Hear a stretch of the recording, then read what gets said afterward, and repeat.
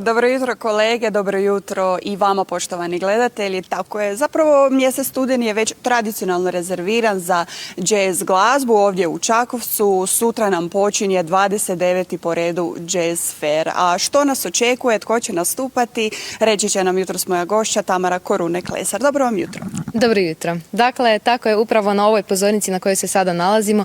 Sutra počinje 29. po redu Jazz Fair.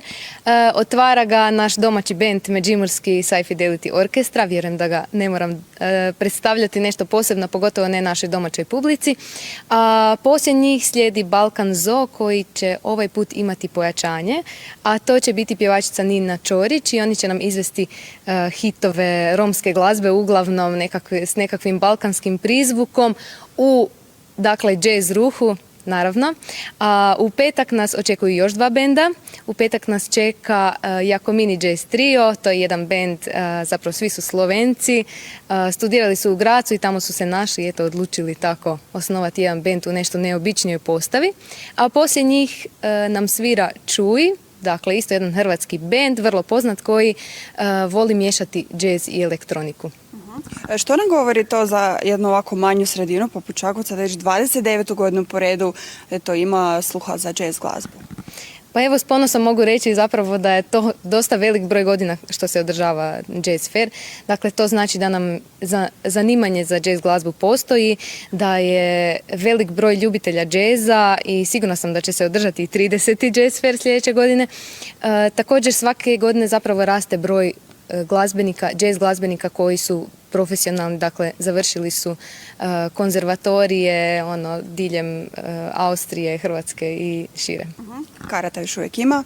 Ima, tako je, mogu se kupiti na našoj blagajni ili online na našoj stranici. Hvala lijepa Tamara za sada. Čuli smo Sci Fidelity Orkestra, vi otvarate Jazz Fair. Dobro jutro. Dobro jutro Hrvatska. Što nas očekuje sutra? Pa jedan spektakularan program koji smo pripremili posebno za ovu priliku, zato nam je ovo prvi put da nastupamo na ovom Jazz Fairu koji zapravo pratimo već godinama, a zašto do sad nismo nastupali, to će ostati misterij. Je li razlika nastupati za domaću publiku ili kad negdje drugdje nastupate? Pa možda prije par godina je bila razlika, ali trenutno više nije, toliko sviramo da ne stignemo više razmišljati o tome. Što ćete nam sada izvesti? Sada ćemo izvesti jednu stranu stvar, vokalnu-instrumentalnu, zove se Walk On By. Hvala lijepa. Mi ćemo se ovako odjaviti. Najbolje da uz zvuk džeza završimo ovo javljanje. Toliko iz Čakovca. Lijepi pozdrav.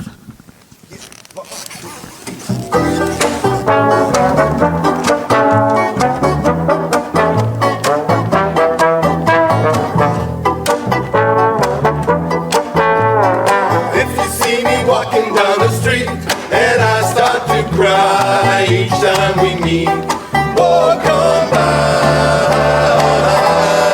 walk on by. Make believe that you don't see the tears.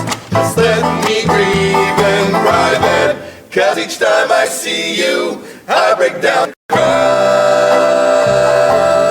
Walk on by, walk on by, walk on by.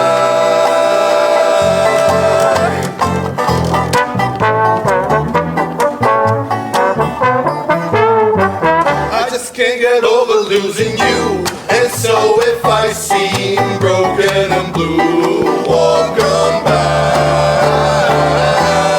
walk on by. Foolish pride, that's all that I have left, so let me hide the tears and the sadness you gave me when you say goodbye. Walk on by, walk on by, walk on by.